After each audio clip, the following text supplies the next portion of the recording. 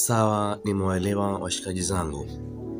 Nimemuona ana vitu vingi vizuri, ila sio vitu zangu.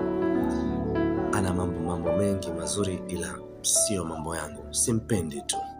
Sawa mnavyosema, amebarikiwa nyota ya viola, humvutia kila mwanamume anayekatiza mbele ya macho yake, ila sio mbele ya macho yangu. Simpendi tu. Amebarikiwa vingi, anamiliki, achilia mbali uzuri, pesa, nyumba na magari, ila Mwenyezi Mungu Maulana kamnyima tu upendo wangu. Gelezeni sio kwa ubaya. Sawa, anasifika kwa shepu, sauti nzuri huko mtaani kwao, lakini wala hajaiteka akili yangu. Simpendi tu.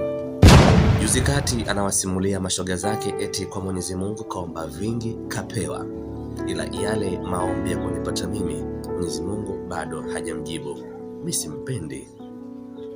Kwa moyo wa dhati nilimwambia nampenda, ndio maana sitaki kumchezea, kwa sababu naweza nikaipiga nikaikamia alafu nikaenda, wala haitanisaidia.